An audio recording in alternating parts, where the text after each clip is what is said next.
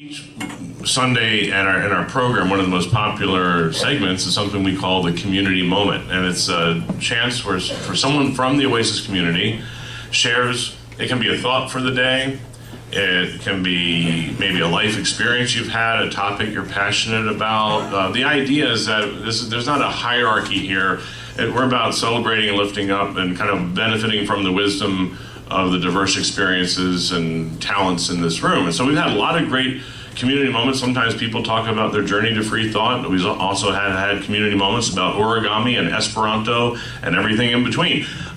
They generally last about 10 minutes or less. Thank you. Today, so if you'd like to do one, the point is, if you'd like to do one, I would love to get you on the calendar. So please get with me and we'll get you on the schedule to hear your story. Today we have a first-time community moment presenter, Chuck Redding. And I'm going to let him take it from here because he's got some really cool stuff for us today. So welcome, Chuck.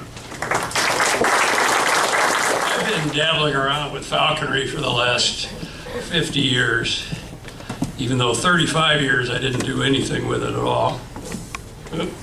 Oh yeah, since this is Oasis, that's the stuff I came up with. They're not really that deep, but they are commercial and you can buy them at the door. You can read these, use them at parties if you like. You're in the way, buddy. Anyway. It's the bag. I think it's your glove. Is it the glove? Yeah. Yeah, that's first. All right. Yeah.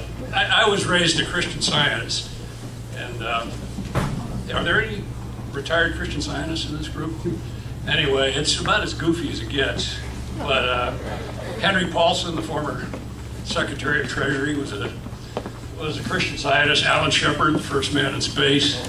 And then you move over to Mormonism, and it's got its own issues. That includes Brent Scowcroft and Mitt Romney. Hardly dummies, those two. Okay, that's as Oasis-y as I get here. Okay, falconry. This is the way most falconers define it. And here I am. This literally was more than 50 years ago. See, I'm getting better, not older, as you can see. Can everyone hear me okay? Yeah, just stay on the mic. You're good. Everything's good? We can't see the slides, you're Oh. Because I'm standing in front? Well, it's the podium and everything. Oh, I see. Yeah. Well, we can sue Eddie's maybe. People can move also. Yeah, we all can move. Yeah. Anyway, I took this picture. This is another activity of mine, and my friend Ted Andrews, who many of you know, he's another hiker. He and I have climbed a few 14ers in Colorado together. In fact, he disappeared for 10 hours. We had search and rescue out. I took this picture. Is the date? Can anyone see the date there? Anyway, it was the day after Hurricane Ike. I left town to go to climb Mount Elbert, and Hurricane Ike came into town. And here, this is this guy right here, 2 minutes off the trap. This was in 2005. You can see he's petrified.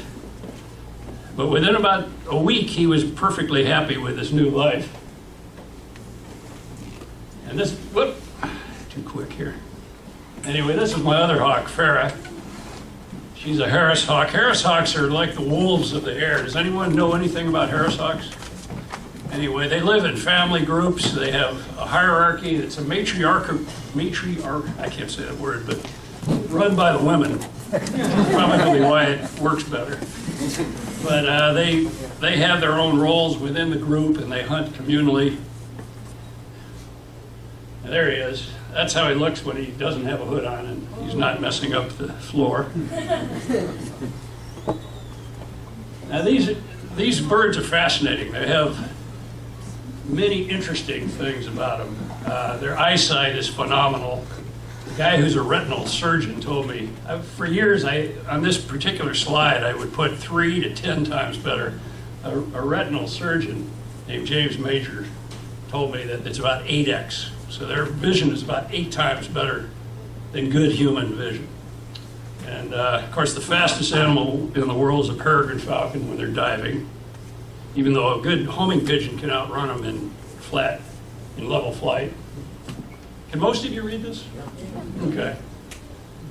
I'm not going to read through the slides, but, take a look at them and, the high points. Most of these hawks don't make it through the first year. The authorities only allow you to take first year birds. This guy, when you saw him his first year, he looked completely different. His plumage was different.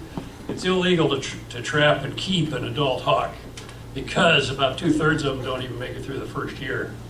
So they don't allow you to take the breeding stock, essentially.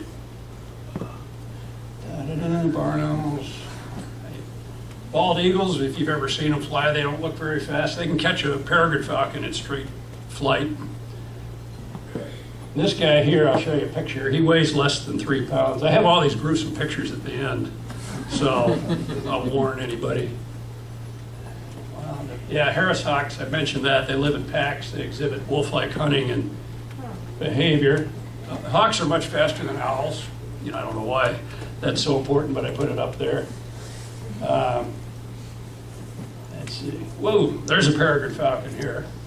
This one's flown by a friend of mine, lives in Austin. Did I miss one here? This is a goshawk. This probably provided more meat for the citizens of Europe during the Middle Ages than any other source. This is a northern goshawk. This is my buddy. Did Mike make it here today? Mike Weagle? Yeah. Aha, he is. Okay, yeah, he's a falconer too, but he'll mislead you if you talk to him. But that's his Gyr peregrine. This one has got a few issues, but a good-looking bird. This is a Cooper's hawk. The hawks that you see flying around your neighborhood and attacking the birds on your feeder, this is the guy right here. They're all over Houston. And this is my Harris hawk. This is the beginning of the gruesome part, so if anyone wants to head outside, they can. This is the first rabbit that she caught.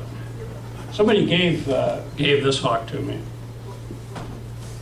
There's a peregrine with a duck, gruesome. There's a Harris hawk with a rabbit. This is why the 10 minutes will be burned through quickly. Yep, another rabbit. There's me in my backyard in Oak Forest a few years ago. That's a swamp rabbit. Those are like the little ones that you see in the front of your house on steroids. They're about the size of jackrabbits. There are a lot of them along the coastal bend here. That's our little Sheltie in the background there. Oh, there he is with a squirrel.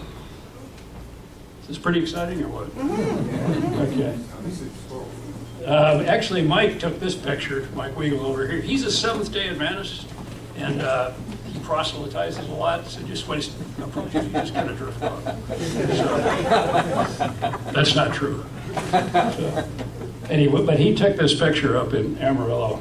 We were coming back from the national meet where I caught a mouse, and this red tail here caught this jackrabbit. There's the Harris hawk with a squirrel. Is this gruesome enough? Nice, pretty. You like it? Yes. Okay.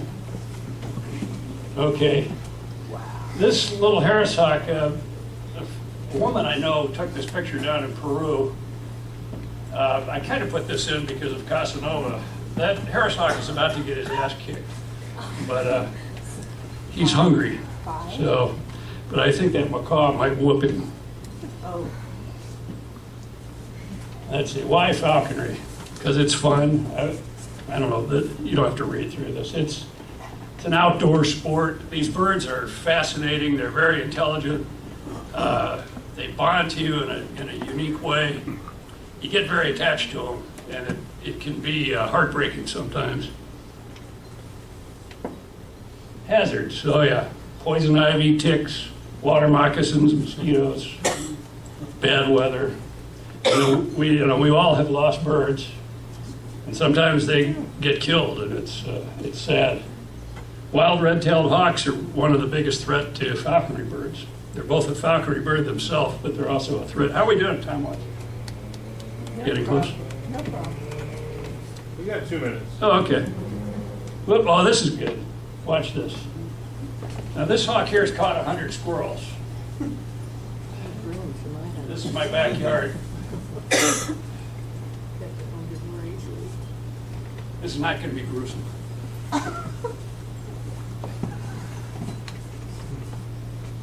See, both the squirrel and the hawk realize that he's not going to catch him. You know, they rely on the ambush. You know, this same squirrel, if he's found him in the woods, he would figure out a way to catch him. But the squirrels, they approach him all the time in the yard. Now, occasionally they make mistakes, and we have had a couple of them get caught.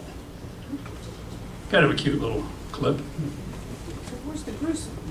Pardon me? I was waiting for the gruesome. Oh, there's no part. gruesome in that particular, but I've got a whole file of gruesome. Telemetry, every hawk these days just about flies with a little radio transmitter on them, and that's just so if they take off, you can locate them. It doesn't bring them back, but at least you can find them. And Mike, who flies big falcons, they tend to go long distances, so sometimes you'll be tracking them in your car, your truck, or even an airplane. These guys tend to stay within a mile or two if they do fly off. And then I just put this up, and if people think we're not going to have Q&A later, I'll be happy to talk about anything you want. So that's about it. I think that's pretty much the talk. So.